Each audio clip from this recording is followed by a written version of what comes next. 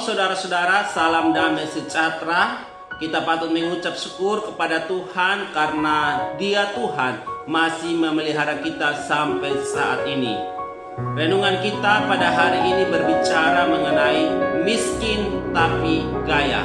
Baiklah, sebelum kita mendengarkan kebenaran firman Tuhan ini, mari kita terlebih dahulu menghadap Tuhan di dalam doa. Kita berdoa. Bapa di surga, saatnya kami akan mendengarkan kebenaran firman-Mu. Mari Tuhan memberkati kami, berikan kami hikmat, pengertian, supaya kami dapat memahami kebenaran firman Tuhan dengan baik. Hanya di dalam nama Tuhan Yesus Kristus kami berdoa. Amin. Firman Tuhan pada hari ini terambil dalam kitab Wahyu pasal 2 ayat yang ke-9 bagian A. Bunyinya, aku tahu kesusahanmu dan kemiskinanmu, namun engkau kaya. Miskin tapi kaya. Saudaraku, menjadi pengikut Yesus bukanlah berarti bahwa kita akan 100% aman, bebas masalah, hidup nikmat tanpa kendala.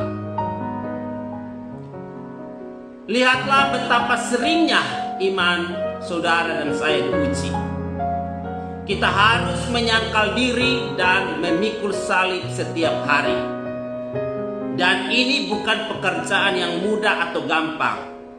Tetapi inilah yang dituntut dari hidup kita sebagai orang yang percaya kepada Tuhan. Adalah mungkin dan mudah untuk mengatakan Tuhan itu sungguh baik. Tetapi ketika hidup sedang aman-aman saja, kita bisa mengatakan hal yang demikian. Tetapi mampukah kita berkata hal yang sama ketika tengah mengalami penderitaan atau permasalahan?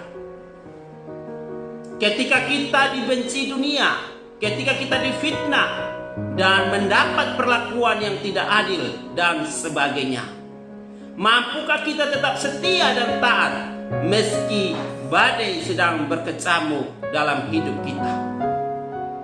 Atau malah sebaliknya kita berpaling daripada Tuhan? Jawabannya, jemaat Smyrna sanggup, dan untuk itu mereka mendapat pujian dari Tuhan yang mengatakan miskin tapi kaya. Mengapa mereka mendapat julukan miskin tapi kaya? Karena mereka Kristen yang memiliki prinsip.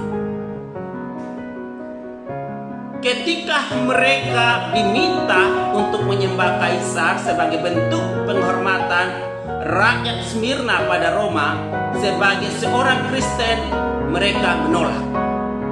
Penolakan jemaat Smyrna mengakibatkan mereka dicap sebagai pengganggu pengabdian Smyrna kepada Roma. Dan mereka dianggap sebagai gerakan bawah tanah yang patut diisolasi dalam pergaulan dan dipersulit dalam kerja dan usaha. Dalam berdagang misalnya, ketika jemaat Smyrna ingin membeli sesuatu, tidak seorang pun mau menjualnya. Sebaliknya, ketika hendak menjual barang, tidak ada satupun orang yang mau membeli. Ini bermuara pada sulitnya perekonomian jemaat Smyrna, membuat beban mereka semakin berat dan sangat pahit. Menariknya saudaraku, kepahitan itu tidak lantas membuat mereka berhenti. Mereka tetap mencintai Tuhan dan mengabdi kepadanya. Itu sebabnya Tuhan berkata, aku tahu kesusahanmu dan kemiskinanmu, namun engkau kaya. Smyrna miskin secara jasmani, miskin harta, tetapi tetap punya gairah yang luar biasa. Smyrna kaya secara rohani. Orang Smyrna muncul sebagai jemaat yang punya kualifikasi, miskin tapi terhormat. Miskin tidak membuat mereka menjual diri, mengobrol harga diri, apalagi berkompromi dengan hal-hal yang tidak mempermuliakan nama Tuhan demi kekayaan dan sesuap nasi dan menyembah patung kaisar. Jemaat Smyrna tidak rela menundukkan diri pada patung manusia. Mereka tahu bahwa Tuhan adalah Tuhan yang hidup, yang ada dalam surga. Kepadanya lah mereka berharap. Smyrna telah menunjukkan kualifikasi yang sangat hebat, berbeda dengan zaman kita sekarang ini. Terlalu sedikit orang mau miskin sekalipun untuk sebuah kehormatan kerohanian. Banyak orang justru rela melacurkan diri berkorupsi, menghalalkan segala cara untuk mencari status pengakuan dalam kehidupan sosial. Memang pedih, sedih, tapi itulah kenyataannya. Anehnya, banyak para pendeta pun merasa kurang percaya diri kalau tidak terlalu kaya. Pendeta sudah kehilangan gairah sampai tidak tahu arah dan tujuan. Miskin boleh saja, tetapi kaya rohani, kaya dalam karya dan pengabdian pada Tuhan, yang bahkan jemaat Smyrna rela mati untuk mempertahankannya. Smyrna kaya dalam karya. Secara aktif Smyrna melakukan iman yang mereka pahami, memilih untuk mati dihukum daripada tunduk menyembah kaisar. Padahal jika Smyrna rela sujud, kehidupan yang layak dan ekonomi yang mapan akan mudah mereka dapat. Smyrna tidak mau terhina karena hal itu. Kaya tidak salah, bukan dosa. Yang salah dan dosa adalah kaya dengan melanggar apa yang Tuhan tetapkan, mengambil kepunyaan orang lain dengan tidak sah, membelakangi firman Tuhan, dan menghalalkan segala cara.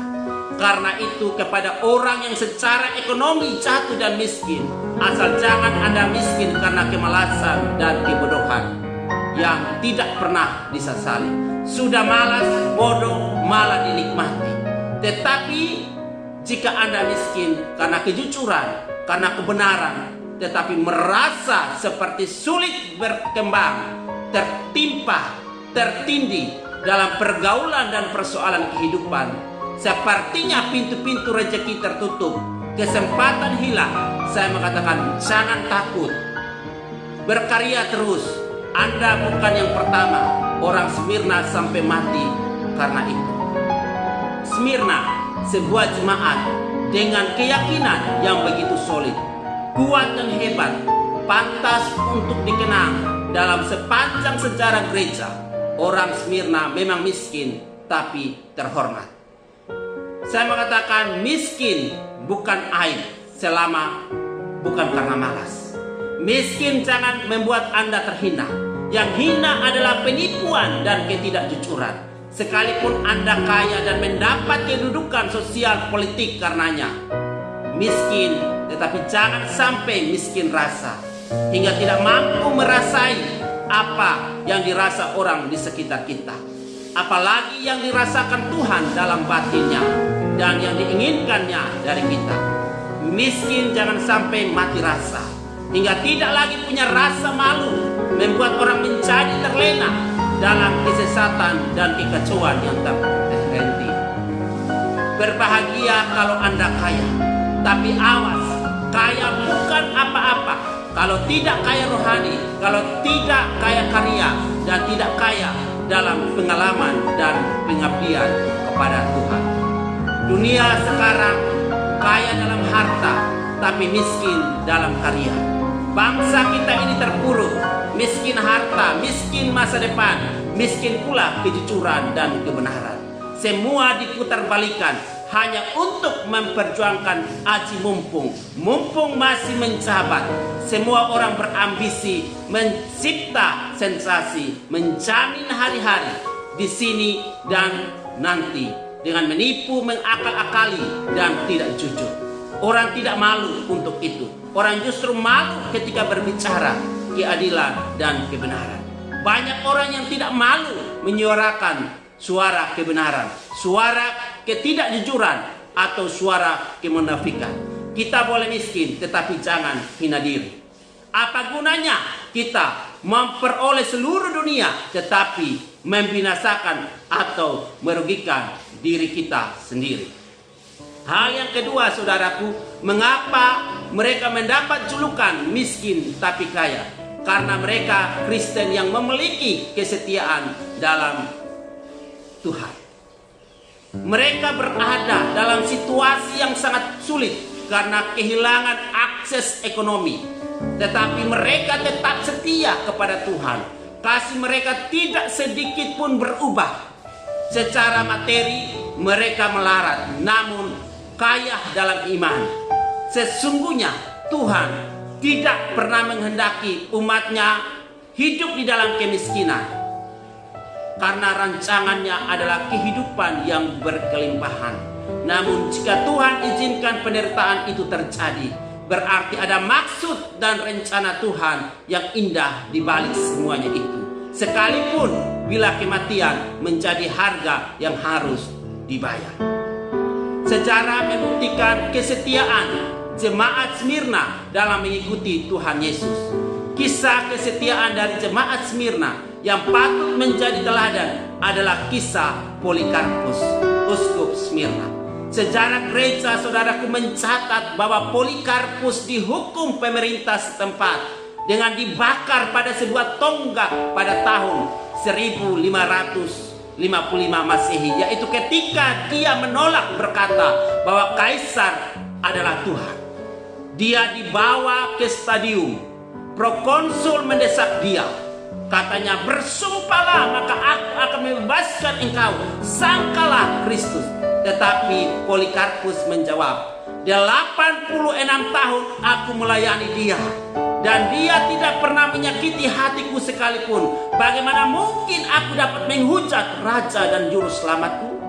Namun prokonsul itu terus mendesak, sehingga pada akhirnya, saudaraku, Polikarpus dihukum dengan dibakar hidup-hidup. Kisah kesetiaan jemaat Smyrna patut untuk terus direfleksikan dan dimaknai dalam kehidupan kita masa sekarang. Mengikut Tuhan Yesus, saudaraku, memang tidak mudah, penuh tantangan dan butuh perjuangan untuk tetap mengikut Dia. Maka dari itu, sebagai orang percaya, kita dipanggil untuk saling meneguhkan satu sama yang lain, supaya kita memiliki keteguhan hidup dan tetap setia mengikuti Dia. Jemaat Smyrna sudah membuktikan iman mereka lewat ketabahan dan ketaatan yang luar biasa sekali. Dan Tuhan mau memberikan, atau Tuhan pun memberikan pujian kepada mereka. Hari ini saudara dan saya diajak untuk belajar dari jemaat Smyrna dan memegang teguh kesetiaan kepada Tuhan, apapun resiko yang terjadi, baik dalam kelimpahan atau kekurangan, kaya atau miskin. Biarlah kita tetap setia mengikut Tuhan sampai akhir. Jemaat Smyrna menderita karena tidak berkompromi dengan dosa, tidak mau menyembah berhala. Secara fisik, saudaraku, mereka ini miskin, tetapi mereka kaya rohani, kaya di mata Tuhan. Suatu kekayaan yang bersifat kekal, di mana ngengat dan karat tidak akan merusakkannya, dan pencuri tidak bisa membongkar serta mencurinya. Mari kita jalani hidup ini untuk tetap setia dalam Tuhan, dalam setiap situasi dan keadaan. Bersama Yesus kita sanggup untuk menjalaninya. Tuhan Yesus memberkati. Mari kita berdoa. Tuhan Yesus, kami mengucap syukur atas firman-Mu. Tolong kami, mampukan kami Tuhan, untuk kami terus setia dalam situasi, dalam keadaan apapun. Untuk kami terus mempertahankan iman kami di dalam Engkau ya Tuhan. Dan biarlah Tuhan, kami percaya bahwa Tuhan tidak pernah meninggalkan kami. Di dalam nama Tuhan Yesus Kristus kami berdoa. Amin.